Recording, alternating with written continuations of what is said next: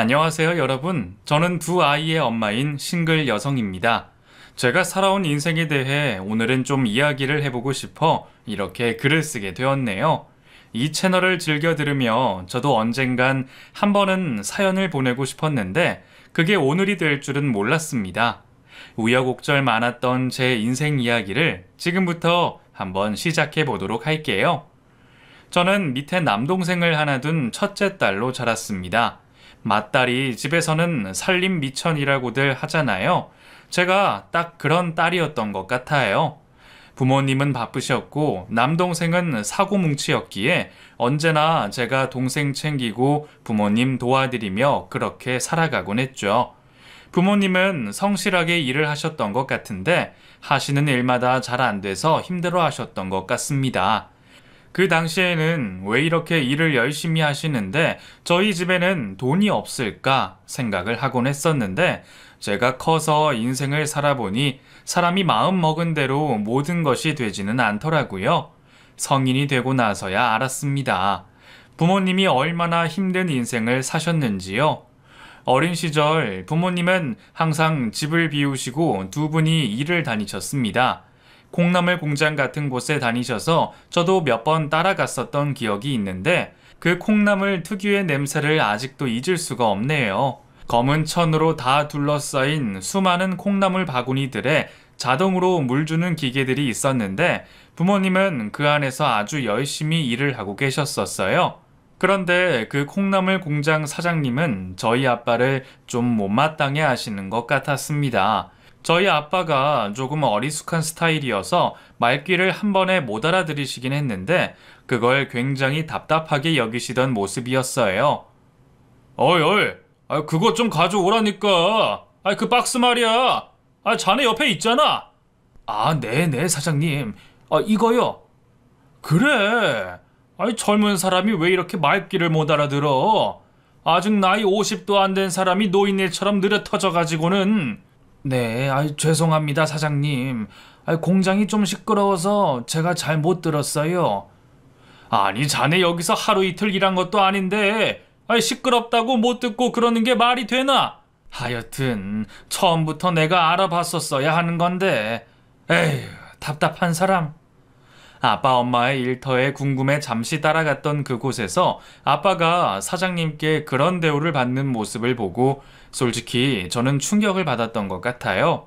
어린 마음에 그런 곳에서 왜 아빠가 일을 하셔야 하는 건지 이해가 되지 않았고 저희 아빠를 무시하는 사장님께 욕이라도 한번 해주고 싶었습니다.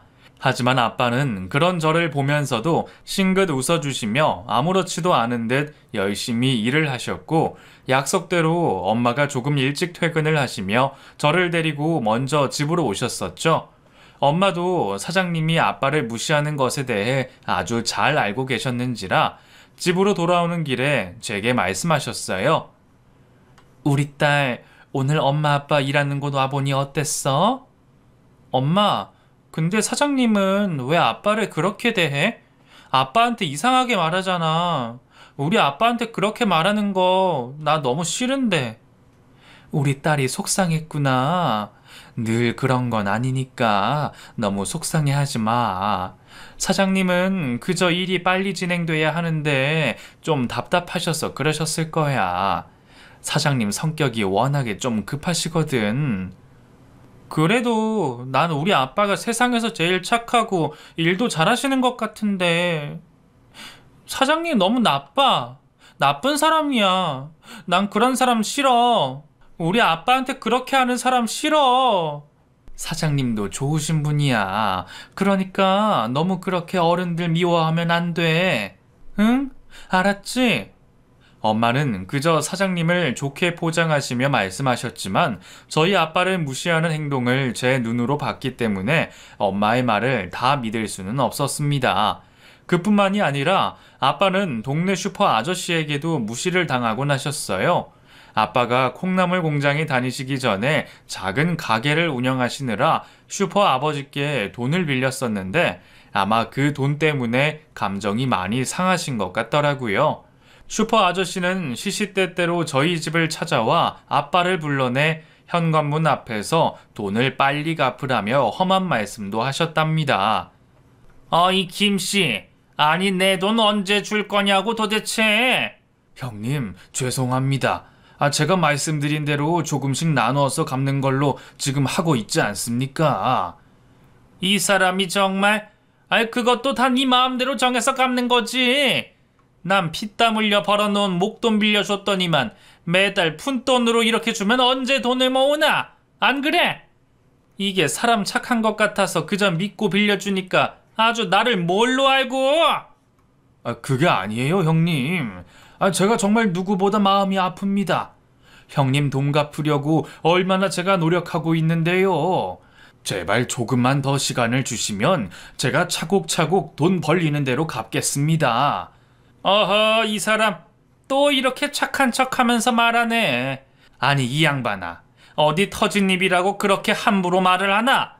착한 척, 어리숙한 척 하면서 온갖 불쌍한 척 하더니만 남의 피 같은 돈 쏙 빼먹고 이제 와서 모른 척 오리발을? 자네 그렇게 살다가 자식들이 피눈물 흘릴 걸세. 이 사람이 정말. 슈퍼 아저씨의 그런 험한 말은 몇 달에 한 번씩은 꼭 이어져 왔던 것 같아요. 그 때문에 엄마는 집 근처에 있는 슈퍼에는 가지 않으셨고 일부러 저 멀리 떨어져 있는 슈퍼에만 다니셨는데 그곳에서 물건을 사오는 모습이라도 들키는 날에는 또 어김없이 막말이 이어졌답니다. 엄마 역시 그런 부분 때문에 많이 힘들어 하셨었어요. 아무리 돈을 빌려서 한 번에 다 못 갚는 처지라도 당장에 자식들하고 먹고 살아야 하니 장을 봐야 하는 건 당연한 건데 그걸 가지고도 그렇게 안 좋은 말씀을 많이 하시는 게 너무나 힘들었다고 하셨습니다.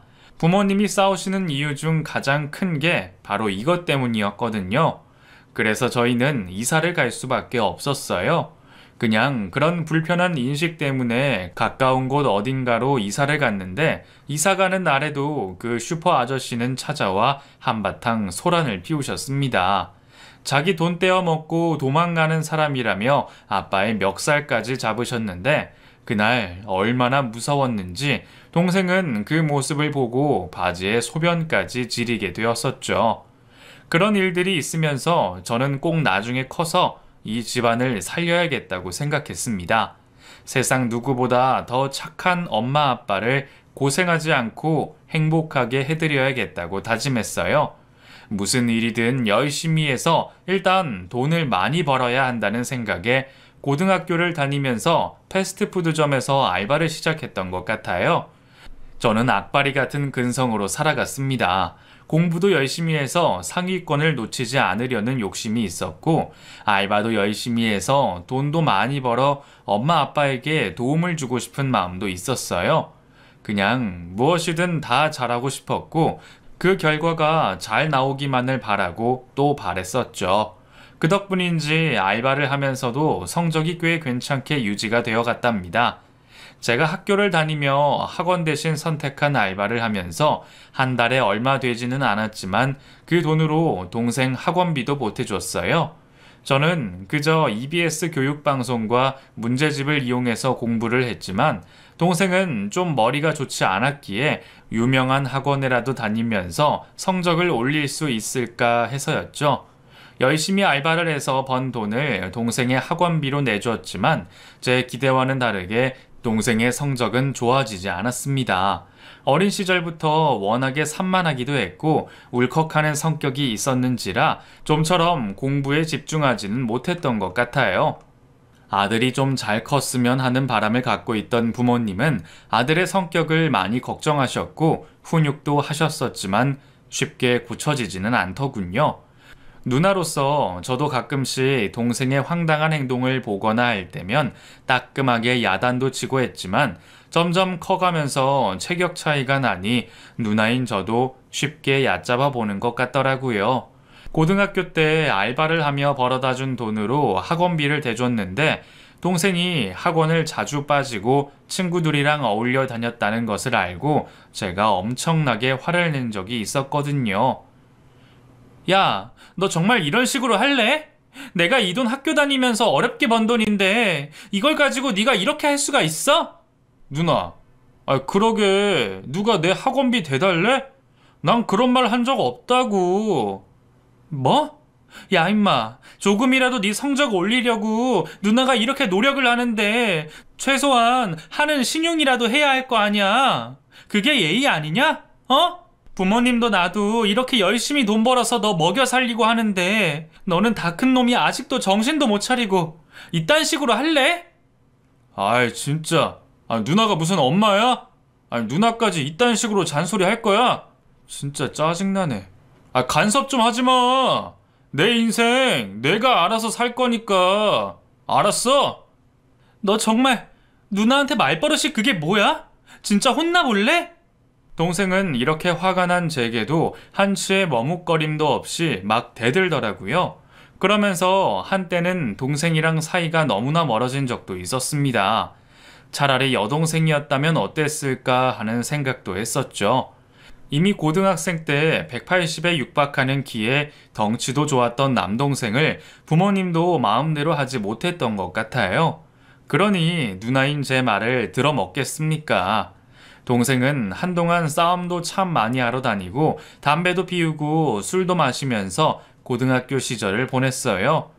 1시간이라도 아끼며 알바하고 공부하던 저와는 비교도 안 되는 삶을 살고 있었죠.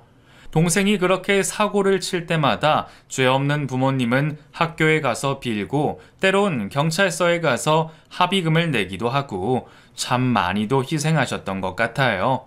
안 그래도 착하고 티 없이 맑으신 부모님이 남동생 때문에 속을 얼마나 썩으셨는지 하루라도 술이 없으면 잠을 주무시지 못할 정도로 아빠는 속을 끓고 계셨습니다. 저는 고등학교를 졸업하고 악착같이 대학교에 진학했어요. 집안 형편상 대학교에 들어갈 수 없었지만 제가 바득바득 우기고 또 우기면서 대학교에 들어가게 되었죠. 첫 등록금부터 빚으로 시작된 대학 생활은 중간중간 장학금을 받은 것 빼고는 모두가 다 빚으로 얼룩졌어요. 어려운 사람은 대학 들어가는 게 죄인지 참으로 많이 힘들더라고요. 20살부터 학자금 대출로 빚쟁이가 된 저는 그걸 갚느라 또 허리가 휠 정도로 일을 해야만 했습니다.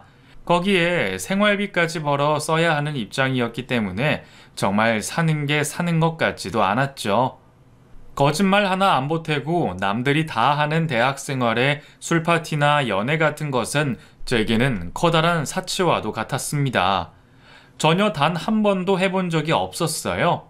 그 덕분인지 그래도 학과 성적이 좋았고 장학금도 꽤 많이 받았으며 알바로 벌어들이는 돈을 부모님께 가져다 드릴 수도 있었습니다. 엄마는 이런 제게 늘 고맙고 미안하다고 하시며 표현하시곤 하셨죠. 우리 딸이 정말 고생이 많네. 큰딸은 살림미천이라고 우리 딸이 정말 우리 집 살림을 다 책임져 주는구나. 미안하다. 그리고 고마워. 못난 부모 만나서 한창 꽃 같은 나이에 말이야. 아니야, 엄마. 난 이게 행복인걸? 그저 엄마 아빠만 건강하게 제 곁에 있어주면 돼요. 으이구, 네 동생도 너를 아주 발톱에 낀 때만큼만 닮았으면 좋겠다. 우리 딸 장하다 장해.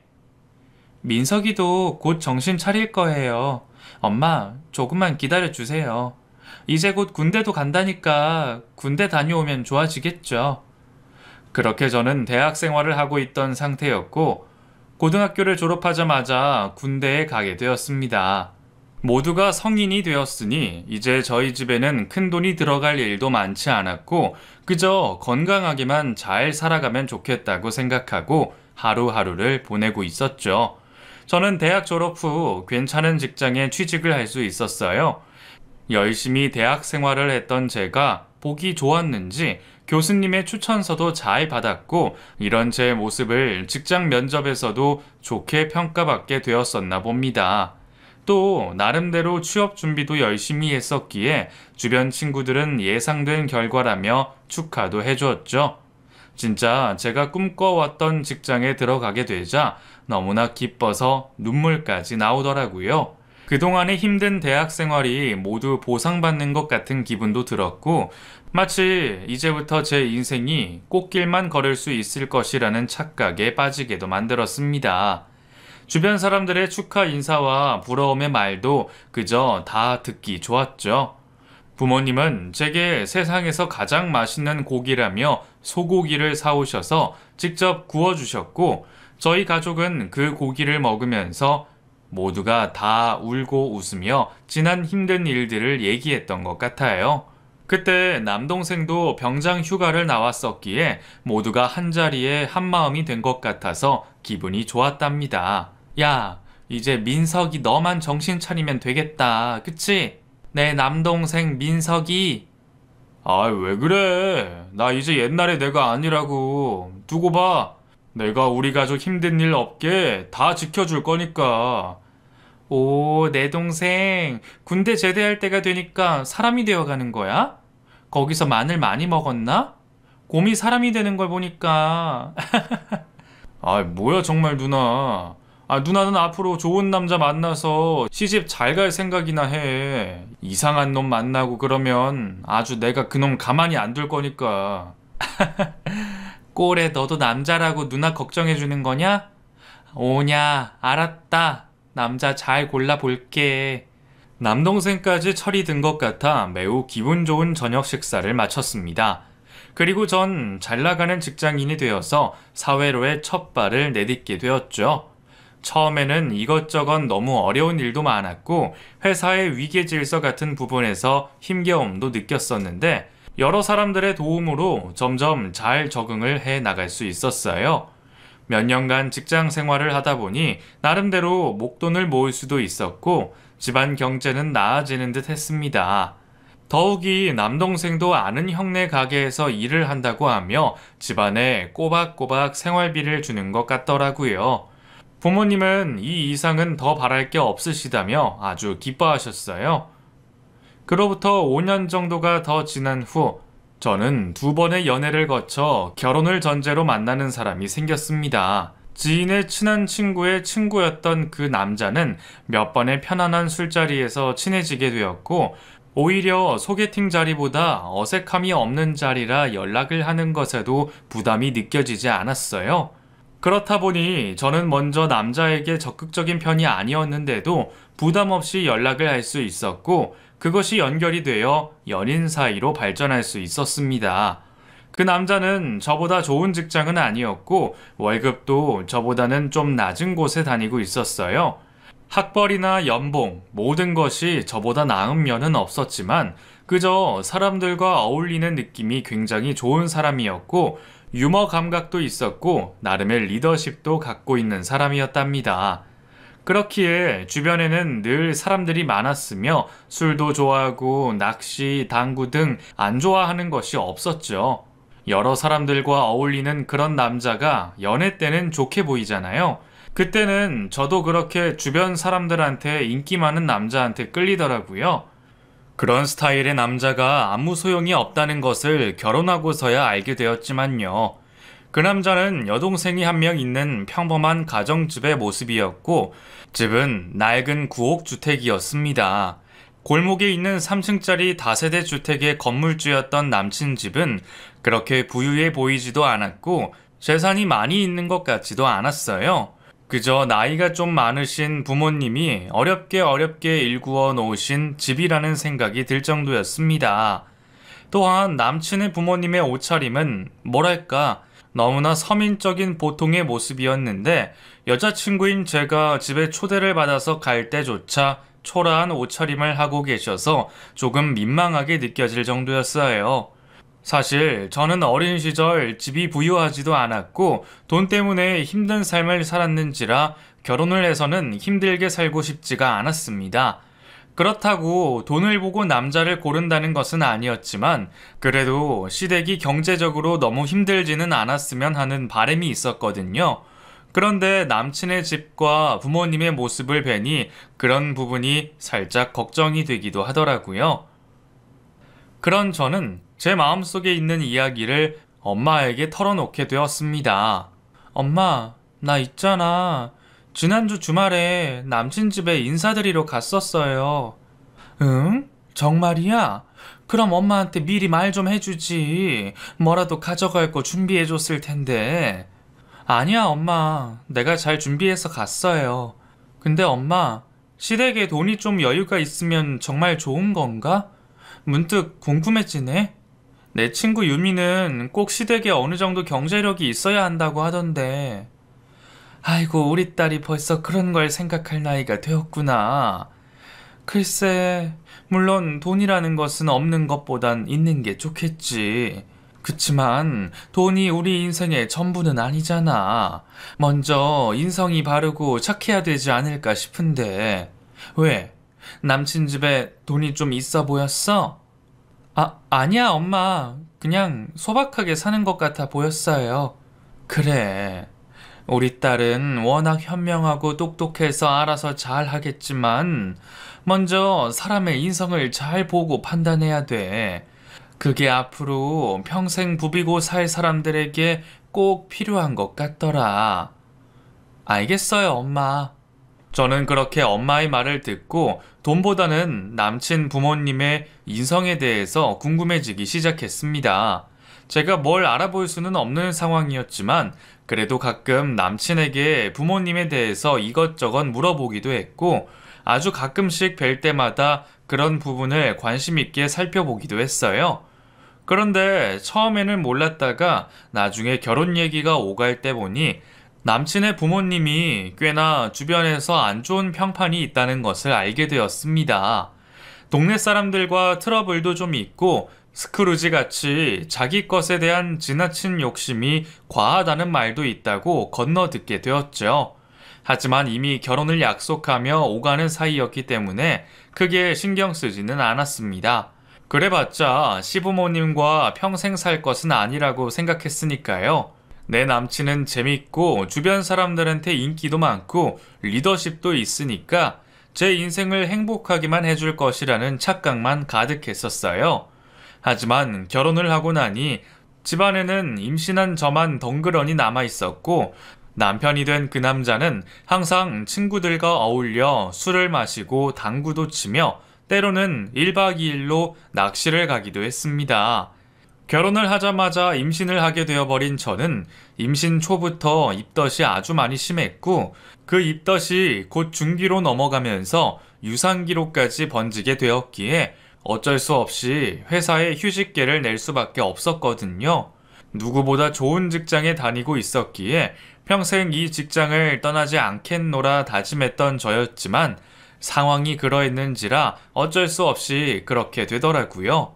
뱃속의 아이를 지키는 것이 엄마의 기본적인 모성이니까요. 잘 나가는 직장에도 다시 복직해서 이전처럼 생활할 수 있을 거라 생각했고 영원히 행복한 가정을 이루며 살 것이라고 생각했습니다. 하지만 현실은 그렇게 녹록하지 않았어요. 아이가 태어나자마자 몸이 좀 약하고 기관지가 좋지 않아 어린이집에 맡기기도 불안한 상황이었고 다른 사람 손에 맡겨 기르기는 제가 마음에 내키지 않아 제가 끼고 양육을 하게 되면서 회사의 복직은 어려워졌고 그러는 사이 남편은 회사를 정리하고 자기 마음대로 사업이라는 것에 손을 대면서 여기저기 빚을 지고 있던 상황이었죠. 엎친 데 덮친 격으로 친정 남동생까지 고깃집을 직접 운영한다며 섣불리 장사를 시작했다가 계속해서 경제난에 허덕이게 되었죠. 제가 돈이라도 벌고 있는 상황이었으면 조금은 나았을 텐데 저도 회사를 퇴직하고 집에서 아이만 키우고 있던 상황이라 경제적으로 너무나 쪼들리더라고요. 남편은 왜 그렇게 한마디 상의도 없이 자기 멋대로 회사를 그만둔 것인지 이해가 되지 않아 엄청 싸움을 많이 했던 시기였습니다. 여보, 당신은 어떻게 나한테 한마디 상의도 없이 그렇게 일을 저질러? 사업이라는 거 아무나 그렇게 막 시작해도 되는 거 아니잖아. 아무리 그래도 나랑 상의를 먼저 하고 준비를 한 다음에 하는 게 맞는 거 아니야?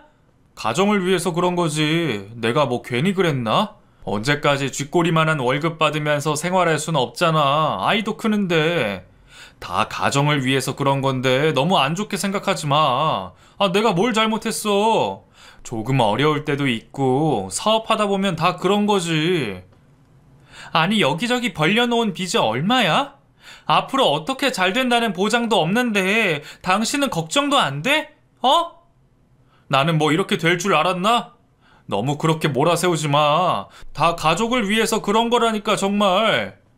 남편과의 트러블은 한참 동안이나 지속되었어요.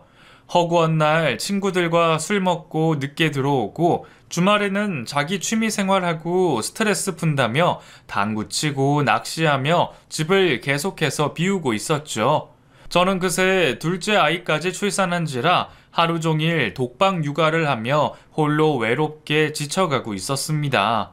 가끔씩 제게 연락이 와서 힘들다고 울부짖는 남동생 때문에 집안에서 아이를 키우며 부업까지 하게 된 저는 너무 힘들었어요.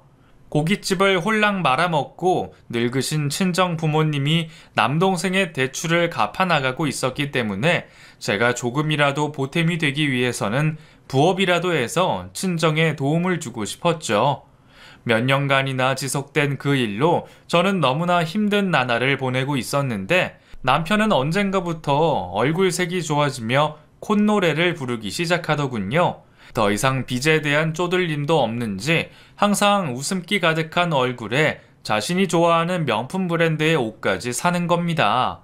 사업이라는 것이 정확한 월급 명세서가 나오는 것이 아니니 남편이 얼마를 벌고 얼마의 빚을 갚았는지 제가 알 수는 없었지만 남편의 행동을 보아 조금씩 형편이 나아지고 있다는 것은 직감하고 있었어요. 제게 가져다주는 생활비도 밀리지 않고 정확한 날짜에 줄 수 있을 정도였으니까요. 저는 남편의 사업이 점차 나아지는 것을 알게 되며 사실 조금 기대를 했었습니다. 친정의 상황이 너무 좋지 않다 보니 조금이라도 도움을 받을 수 있지 않을까 하는 마음이 생겼거든요. 가족끼리 힘들 때는 도울 수 있다고 저는 생각했고 조심스럽게 남편에게 물어본 적이 있었어요. 저기 여보, 요즘 일 잘 되는 거지? 그렇지? 빚 독촉도 없는 것 같고 당신 좋아하는 비싼 향수랑 벨트도 산 걸 보니까 괜찮은 듯 해서. 뭐 사업이라는 게 내리막이 있으면 오르막도 있는 거니까 뭐 나쁘진 않네. 그래? 정말 다행이다. 그래서 말인데 저기 내 동생 말이야. 지금 좀 고깃집도 말아먹고 너무 힘든 것 같아서 매달 조금씩 용돈을 주면 어떨까? 자기 빚이라도 좀 갚으면서 부모님한테 손 안 벌리게. 뭐? 그 자식을 내가 왜 도와주냐? 그 자식 저번에도 나한테 하는 행동 못 봤어? 매형을 뭘로 알고 대들고 이상한 소리나 하고. 당신 동생이지만 완전 깡패같이 나오는 놈을 내가 뭐하러. 내 돈은 뭐 어디서 뚝 떨어지는 돈인 줄 알아? 아니, 나는 그런 말이 아니라 그냥 우리 엄마 아빠가 빚 갚으시느라 힘든 것 같아서 조금이라도 도움이 되면 어떨까 했지. 내 동생이 당신한테 그런 건 사과했었잖아. 야, 나는 네 동생만 생각하면 아직도 화가 나. 나한테 그딴 행동을 한 놈한테 내가 왜 도와주냐? 난 전혀 그럴 생각이 없어. 내가 피땀 흘려 번 돈인데 그쪽에 단 1,000원도 보낼 생각이 없다고. 남편은 차가울 정도로 저희 친정에는 도움을 주지 않겠다고 말했습니다. 그 모습에 화가 나기도 했지만 이전에 제 동생이 남편에게 버릇없이 대들고 했던 행동도 있으니 더 이상 제가 뭐라고 말을 할 수는 없었죠. 남동생은 왜 그렇게 매형한테 버릇없이 굴고 험한 말을 많이 해서 이 꼴을 만들어 놨는지 솔직히 좀 짜증이 났습니다. 좋은 관계만 유지하고 있었더라면 서로 어려울 때 도움도 받으면서 훨씬 수월하게 살 수 있었을 텐데 말이죠. 그렇게 세월이 지나 어느덧 결혼 13년 차가 되었습니다. 몸이 약했던 큰아이가 어느덧 중학생이 다 되어 간다니 세월이 빠르다는 생각을 했네요. 눈 깜빡한 것 같은데 시간은 참 빨리도 지나가는 것 같네요. 저는 모처럼 그동안 아이 키우느라 신경 쓰지 못했던 남편의 사무실로 찾아갔었어요. 이상하게 점점 남편과의 거리가 멀어지는 것 같이 느껴졌었거든요. 조금씩 거리감이 생긴 남편과 조금이라도 가까워지면 좋겠다는 생각에 남편의 사무실에 찾아간 것이죠. 마침 남편은 잠시 외출 중이라서 자리에 없었고 지저분한 책상을 보자 정리를 해주고픈 마음에 서랍부터 시작해서 깨끗하게 정리를 시작했습니다. 그런데 그때 서랍 속 깊은 곳에서 통장 하나를 발견하게 되었어요. 평소 거래를 하지 않았던 은행이라 이게 무슨 일이지 하고 통장 안을 들여다보았는데 그곳에는 남편이 시댁에 꼬박꼬박 돈을 이체한 내역이 나와 있더군요. 통장 개설일은 지금으로부터 10년 전이었고 그때부터 지금까지 쭉 보내고 있었습니다. 한 달에 90만 원이 넘는 돈을 매월 꼬박꼬박 보냈고 그 돈은 10년간이나 지속되었으니 총 금액이 1억 정도나 되더군요. 순간 너무 놀라기도 했고 화가 나기도 했습니다. 제가 저희 친정의 상황이 어려워서 조금이라도 도움을 주자고 할 때는 그렇게 매몰차게 거절하더니 자기 집에는 이렇게 많은 돈을 보내왔다는 게 배신감이 들었어요. 잠시 후 남편이 사무실로 들어왔고 화가 잔뜩 난 저는 남편에게 물었죠. 여보, 당신 이 통장 뭐야? 이거 뭐냐고? 그게 왜 당신한테 있어? 당신 남의 물건 뒤지는 거 취미야? 참나 기가 막혀서 부부끼리 이렇게 비밀 통장이 있어도 되는 거야? 당신 10년 동안 시댁에 1억이나 되는 돈을 보냈던데 나를 감쪽같이 속이고 어쩜 그럴 수가 있어? 내가 그렇게 힘들다고 부탁하면서 친정 좀 도와주자 할 때는 나 몰라라 쌩까더니 어떻게 친정엔 돈 한 푼 안 보내고 차별 대우를 하냐? 야, 이거 내가 피땀 흘려 번 내 돈이야. 근데 그걸 내가 그쪽에 왜 보내? 뭐가 기대할 게 있어야 보내지. 이건 뭐 밑 빠진 독에 물 붓기도 아니고. 참나 기가 막혀서. 뭐라고? 당신 말 다 했어? 그래, 다 했다 어쩔래? 그런 쓸데없는 소리 할 거면 당장 나가. 나 바쁘니까. 남편은 너무나 당당하게 자신의 행동을 합리화시키고 있었습니다. 시댁은 돈이 많은 집은 아니었지만 크게 형편이 어려운 정도도 아닌데 왜 그렇게까지 하는지 저는 이해가 되지 않더라고요. 물론 연세가 있고 지병이 있으신 상태라 상황이 어렵긴 했지만 꼬박꼬박 단독주택 세입자들의 월세만 받아도 충분히 삶을 사는데 부족함이 없으셨거든요. 저는 울분이 삭혀지지 않아 도저히 집으로 그냥 돌아가기가 싫어졌고 오랜만에 남동생을 불러 함께 점심을 먹었어요. 이제는 철도 많이 들어서 제 마음을 조금은 이해해 줄 거라 믿고 저는 하소연을 하기 시작했죠. 한참을 제 하소연에 귀 기울이던 남동생은 정말 깜짝 놀랄 말을 하더라고요. 제 남편에게 과거에 여자가 있었고 바람 피우는 매형이 너무 꼴보기 싫어서 막말을 하고 대들고 했었다고요. 누나와 조카들을 지키기 위해서 절대로 말을 할 수가 없었다고 하더라고요. 순간 저는 제 귀를 의심했습니다. 아무리 그래도 남편이 그럴 사람은 아니었거든요. 친구들을 좋아하긴 해도 늘 제가 아는 친구들만 만난다고 했었고 당구나 낚시 같은 것도 다 제가 아는 사람들이랑 다닌 줄로만 알고 있었고요. 하지만 그건 철저하게 거짓말이었습니다. 동생이 찍어놓은 사진을 보니 남편은 자신의 친한 친구들과 어울리며 그 안에 상간녀도 함께 자리하게 했더라고요. 알리바이를 만들기 위해 자신의 친구들을 항상 불러서 놀았는데 그 친구들마저 저를 철저하게 속였다는 사실에 분노를 감출 수가 없었습니다. 하지만 동생은 달랐죠. 너무나 침착하게 제게 조언을 해주더군요. 누나, 지금 이렇게 흥분할 일이 아니야. 그냥 가서 무턱대고 따지고 해봐야 누나만 손해야. 아니라고 발뺌하면 그만인데 뭐. 누나도 철저하게 준비하고 이것저것 좀 알아봐. 재산은 얼마나 있는지, 지금 사업으로 돈을 얼마나 벌고 있는지도 알아봐야 해. 아무 준비도 없이 화난다고 가서 무턱대고 덤비면 누나 절대로 매형 못 이겨. 오히려 당한다고.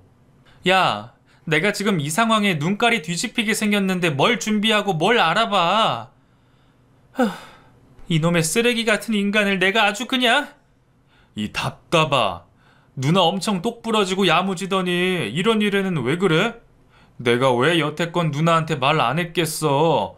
누나랑 조카들이 행복해지기 바래서야. 그냥 감정대로 덤비면 안 된다고. 누군 화 없는 줄 알아? 내가 처음 그거 알고 얼마나 미치는 줄 알았는데. 동생의 말에 저는 눈물을 펑펑 흘렸습니다. 정말 집에서 아이들 돌보며 부업하고 있던 그 시간 동안 남편이라는 놈은 다른 여자 만나서 히히덕거리며 쓰레기 같은 짓을 저질렀다는 것에 너무나 비참했죠. 하지만 제가 그런다고 상황이 달라지는 것은 아무것도 없었습니다. 한참을 그렇게 정신없이 울고 나서 보니 현실적으로 준비를 하며 복수를 하는 것이 현명하다는 생각이 들더군요. 저는 그때부터 눈에 쌍심지를 켜고 이것저것 알아보게 되었습니다. 그때 때마침 시아버님의 지병이 악화되어 건강이 나빠지셨고 저는 시댁에 자주 들락거리며 남편에 대해 슬쩍 물어보기도 했어요.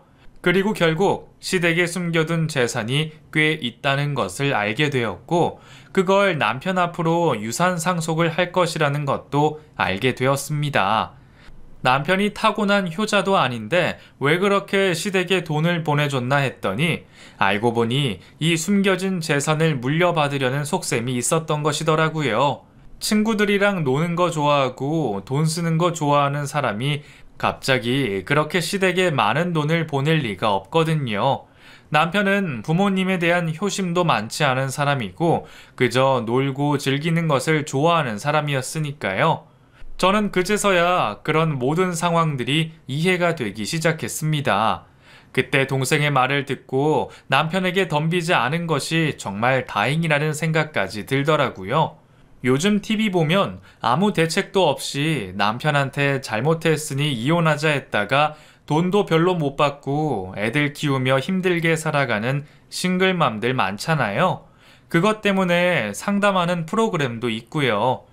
저도 동생 말을 안 들었다면 딱 그 꼴이 나기 쉬웠겠다는 생각이 들더군요. 정말 아찔했습니다. 자식들은 무슨 죄며 저는 또 무슨 죄예요. 그저 가족들을 위해 열심히 희생하고 노력한 죄밖에 없는걸요.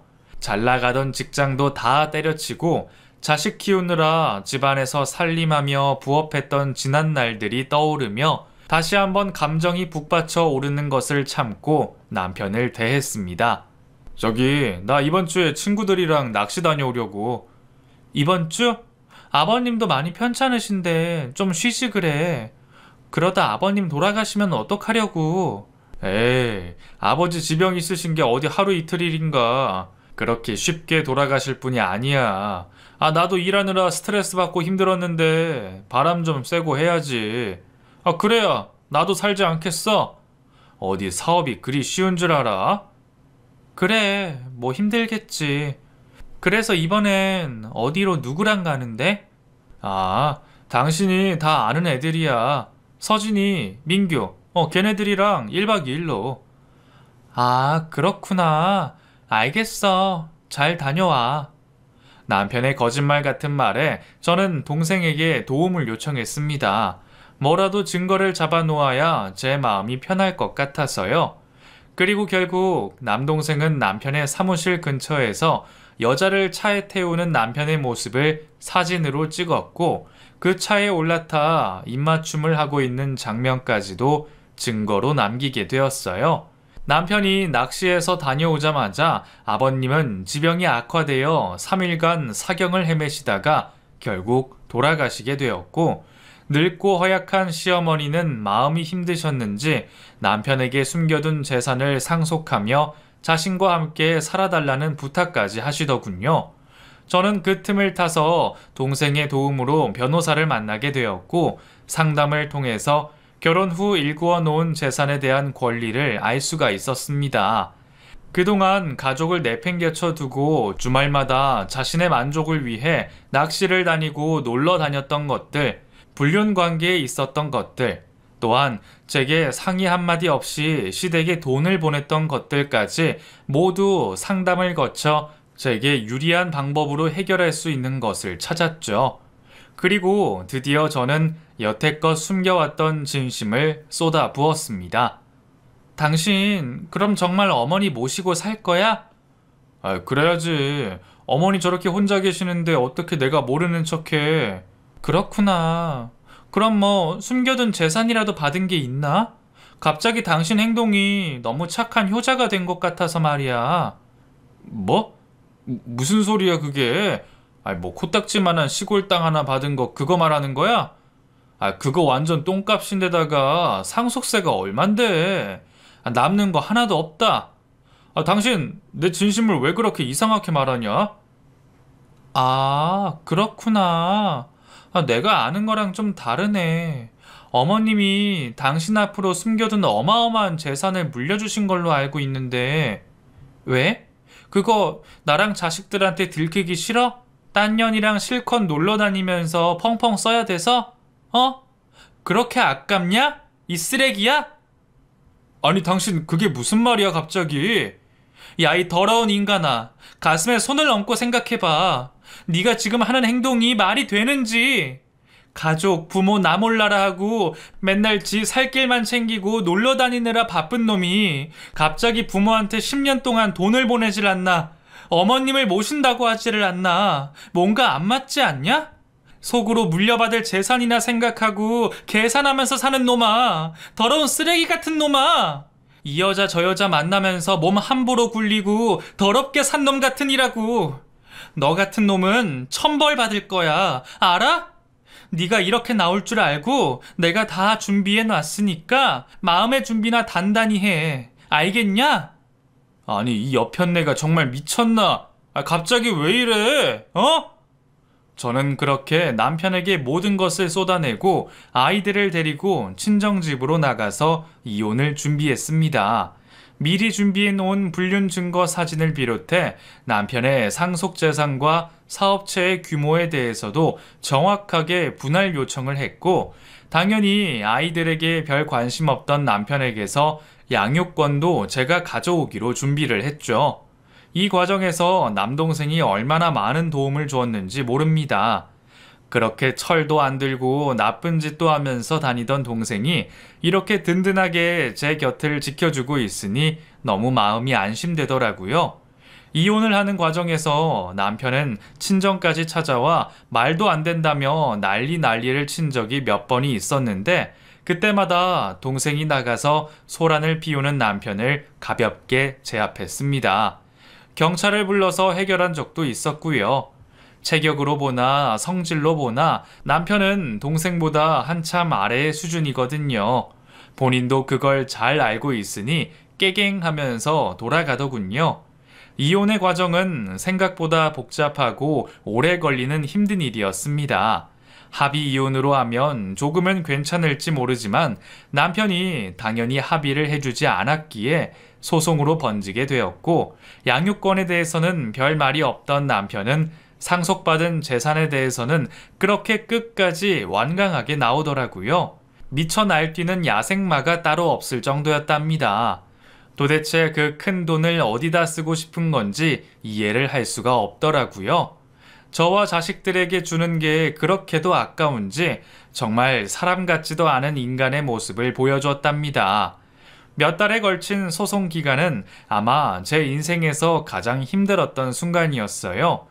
더불어 상간녀에 대한 위자료 소송도 함께 진행했는지라 제 몸과 마음은 만신창이가 될 수밖에 없었죠.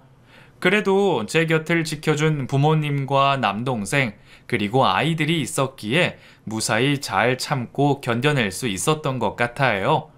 가족마저 없었다면 저 스스로 포기할 수도 있었을 정도로 힘들었거든요.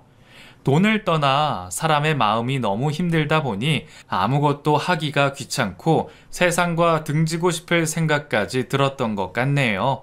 모쪼록 저같이 이혼을 준비하시는 분들이 계시다면 절대로 성급하게 먼저 감정으로 나서지 마시고 철저하게 이성적인 생각으로 준비를 반드시 하시길 바랄 뿐입니다. 현재 저는 예전에 살던 집과 아주 먼 지역으로 이사를 해서 괜찮은 건물도 하나 사놓은 상태예요. 지방 쪽이다 보니 수도권보다는 시세가 저렴해 재산 분할로 받은 돈으로 작은 건물을 하나 샀고 1층에는 커피숍도 들어와 있는 상태랍니다. 건물 2층에 있는 작은 수제 비누 공방에서 저도 직접 수강을 받으며 제2의 인생을 준비하고 있어요. 매월 들어오는 돈으로도 저와 아이들 세 식구 충분히 먹고 살 수는 있지만 그래도 무언가를 해보고 싶었거든요. 아이들도 새로운 환경에 적응을 잘 했고 지금 저희 가족은 누구보다 행복하게 잘 살고 있답니다. 워낙에 아빠는 바빠서 얼굴 보기도 힘들었고 주말에도 자주 나갔던 사람이었기에 저도 아이들도 크게 빈자리는 느끼지 못하고 있어요. 아이들이 그래도 아빠와 가끔 연락도 하고 2달에 한 번씩은 만나서 식사도 함께 하고 있네요. 더러웠던 모든 일들이 끝나고 보니 그냥 그 쓰레기 같은 남편에게도 아무 감정이 느껴지지 않습니다. 그저 아이의 아빠로서 앞으로도 부끄러운 모습 보이지 않고 살아가기를 바랄 뿐이에요. 이상으로 제 이야기를 마치겠습니다. 제 긴 이야기 들어주셔서 감사해요. 모두 행복하세요.